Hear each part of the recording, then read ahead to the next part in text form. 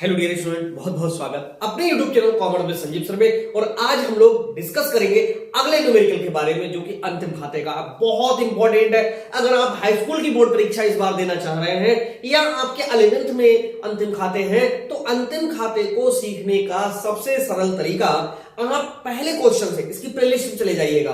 Playlist आपको कहां से मिलेगी? इस वीडियो को लास्ट तक देखोगे तो आपके लिए स्क्रीन पर ही एक लिंक मिल जाएगा। उस पर जैसे क्लिक करोगे वैसे ही पूरी चैन खुलती हुई चली जाएगी। तो वहां से आप पहले क्वेश्चन से लेकर के और आगे तक के देख लिएगा।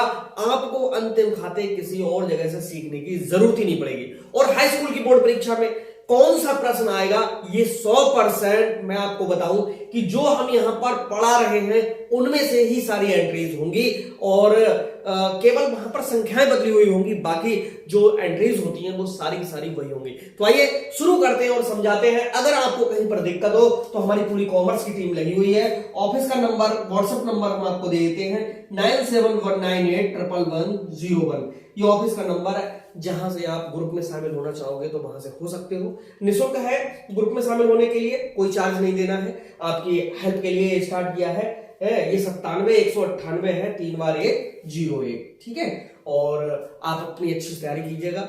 और आइए स्टार्ट करते हैं। मैंने यहां पर 5वां जो न्यूमेरिकल है, देखिए हम 10 जो न्यूमेरिकल है वो समायोजन रहित पढ़ा रहे हैं, यानी जिसमें समायोजन नहीं है, केवल ये सिखाने के लिए। अगर कोई बच्चा सोचता है मैं डायरेक्ट समायोजन वाले क्वेश्चन सॉल्व करूं, बहुत कठिन पड़ेगा। पहले सिंपल वाले सीखना है, इसके बाद में फिर समायोजन वाले सीखना है। तो क्वेश्चन नंबर 1 से 10 तक सिंपल है और उसके बाद में जो 20 क्वेश्चन होंगे वो समायोजन वाले होंगे। 30 क्वेश्चन के अलावा 31वां क्वेश्चन आपको नहीं पढ़ना है। ओके, तो आइए शुरू करते हैं और समझाते हैं। देखो, ये हमने आर्थिक चिट्ठा बनाया है। इसमें एक यहां पर दायित्व तो रकम, संपत्तियां और रकम, ये 2 कॉलम होते हैं। और ये व्यापार एवं लाभ हानि खाता एक ही साथ बनता है, तो इसलिए ऊपर लिख दिया व्यापार एवं लाभ हानि खाता फॉर द एंडिंग ईयर, यानी जिस वर्ष में समाप्त हो रहा, कोई डेट दी हुई होगी तो वही डेट नीचे डाल दी जाएगी। विवरण रकम, विवरण और रकम, इस तरह से। तो देखो, तुम्हें दिक्कत नहीं होगी, तुम्हारे पास न्यूमेरिकल नहीं होता, मैंने यहां पर लिख दिया है। यही एंट्रीज कहां कहां पड़ेंगी ये अपने माइंड में भी क्लिक करते हुए चलो कि कौन सी एंट्री कहां जा रही। आइए, प्राप्त किराया, ये लाभ हानि खाते के क्रेडिट में जाता है। व्यापार खाते में वो चीजें जाएंगी जो वस्तु के क्रय से संबंधित हो या वस्तु के निर्माण से संबंधित हो, और बिक्री से संबंधित हो, आय से संबंधित हो, हानि से संबंधित हो, लाभ से संबंधित हो, वो लाभ हानि खाते में जाएगा। तो प्राप्त किराया है, यहां से स्टार्टिंग करिएगा। प्राप्त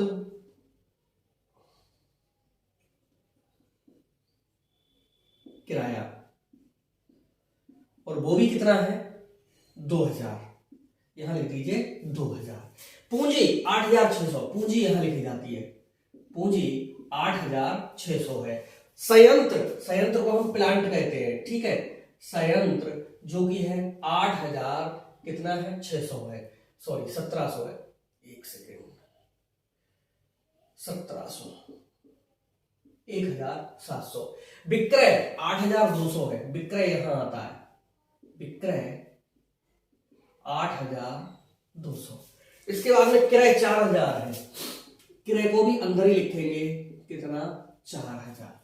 विक्रय वापसी आ गई कितनी? 100 माइनस वापसी कह लो या विक्रय वापसी कह लो, 100 रुपए है विक्रय वापसी। 8200 में से 100 रुपए जब वापस हो गए तो बचे कितने? 8100, इसे बाहर कर दीजिएगा। प्रारंभिक रहतिया 1000 है, ये यहां पर आएगा।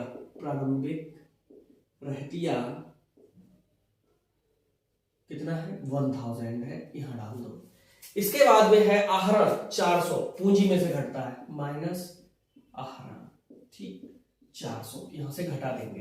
पूंजी में शुद्ध लाभ जुड़ जाएगा। अच्छा, शुद्ध लाभ को जोड़ देंगे और इसके बाद आहरण को घटा देंगे। साफ नहीं दिख रहा होगा, शुद्ध लाभ साफ साफ लिख देते हैं, शुद्ध लाभ, ठीक है। मजदूरी 1000, मजदूरी किसे देते हैं? मजदूरों को जो कुछ बनाते हैं, तो बनाने से और क्रय से संबंधित व्यापार खाते में जाते हैं। यहां लिखिएगा मजदूरी, और वो भी कितनी? 1000। मजदूरी के बाद में आगत भाड़ा, आगत भाड़े का मतलब आने वाले वस्तुओं का भाड़ा, तो आने वाली का मतलब है जो हम खरीद के ला रहे होंगे, यानी क्रय से संबंधित है, यहां आएगा आगत भाड़ा। कमेंट करके जरूर बताना कि समझ में आ रहा है, पढ़ा हुआ या नहीं आ रहा है, जिससे हम आपके लिए और मेहनत कर सके। ओके, और चैनल को तुरंत सब्सक्राइब कर लीजिए। स्टेशनरी होता है विक्रय संबंधित, स्टेशनरी कॉपी, पेन, पेंसिल इत्यादि इन चीजों को कहते हैं, जो कि है 2000। स्टेशनरी के बाद वेतन कैसे देते हैं, नौकरों को देते हैं। यहां आता है वेतन 1600। सामान्य व्यय है 1200, सामान्य व्यय यहीं पर आते हैं, सामान्य व्यय 1200। शुरू से देखोगे कि कौन सा आइटम कहां आता है, या 10th की प्लेलिस्ट में चले जाओगे तो आपके लिए सारे के सारे क्रम से मिलते हुए चले जाएंगे। जैसे लास्ट ईयर हमारे यहां से टॉपर निकले थे, इस साल भी टॉपर यहीं से निकलेंगे। किराया कितना है, 1500। अब ये दिया हुआ किराया है।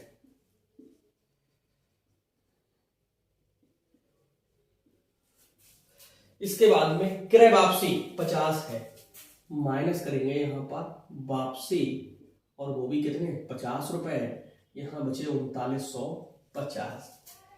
क्रय वापसी के बाद में है देनदार। देनदार हमारी संपत्तियां होते हैं, देनदार, और देनदार कितने हैं, 3000। यहां पर डाल दीजिए 3000। रोकड़ 1400, यहां डालिए, संपत्ति है ये भी, रोकड़ 1400। निर्गत भाड़ा 200, निर्गत भाड़ा यहां पर आ गया, आगत ऊपर गया तो निर्गत यहां आएगा। निर्गत भाड़ा कितने रुपए है, 200, यहां डाल दो 200। इसके बाद में विज्ञापन। विज्ञापन किस लिए कराते हैं, बिक्री के लिए कराते हैं, लाभ हानि में आएगा विज्ञापन। कितना है, 200। इसके बाद में है लेनदार। ओके, लेनदार 500 है, लेनदार यहां आते हैं। अंतिम रहतिया 2900 है, अंतिम रहतिया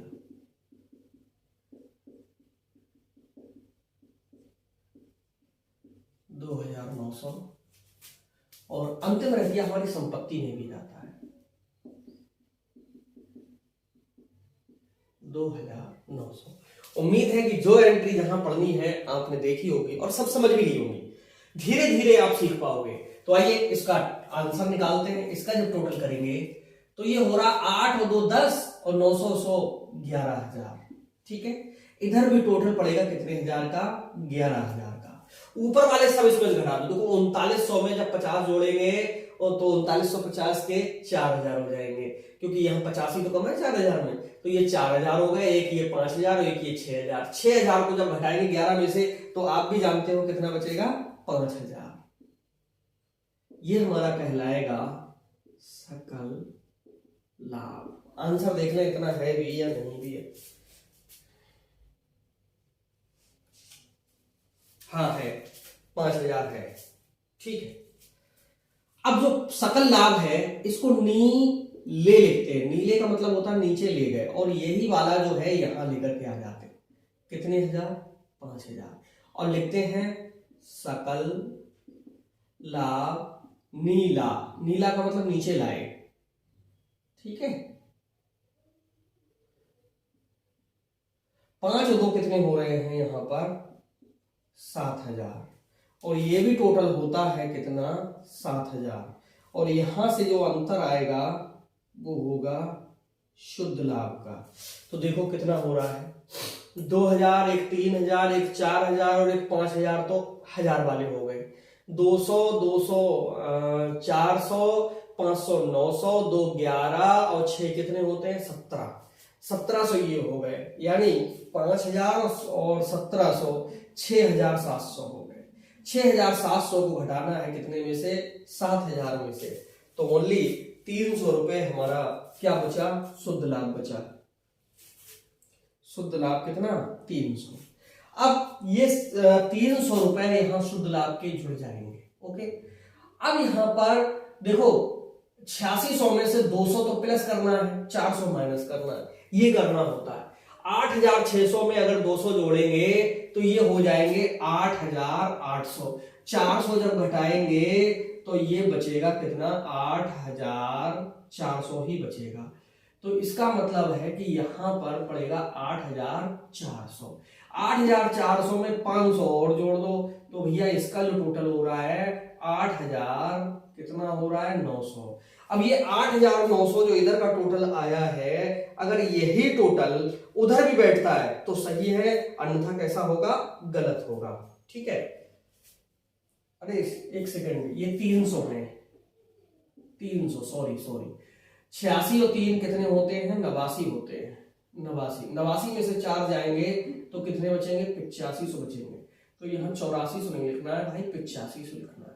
85 और 5 पूरे पूरे कितने होते हैं, 9000 होते हैं। ये गलती आपसे भी ना हो जाए, 9000 होते हैं। अगर इधर का टोटल अपने आप 9000 आ रहा है तो क्वेश्चन सही है, अन्यथा गलत है। इसका जब टोटल करेंगे तो देखिए यहाँ पर 0, 2 नंबर पे भी 0, 7 4 11 और 9 20 का 0 वहां से लगा 2, 1 3 और 3 6, 1 7 और 2 कितने होते हैं 9। इधर भी आया 9000 और इधर भी आया 9000। जब दोनों ओर आया 9000, इसका मतलब है कि ये जो क्वेश्चन है सॉल्व किया हुआ सही है। इसको अगर समझ में पूरा ना आ पाया हो तो एक बार और देखो, बस ये जरूर देख लो कि कैसे करके हम आंसर निकाल रहे हैं। तो बहुत अच्छा है कि यूट्यूब के माध्यम से कोई क्वेश्चन समझ में नहीं आया तो उसे बार बार देखो। वैसे मोस्टली हमारे जो विद्वान स्टूडेंट हैं उनके समझ में आ गया होगा।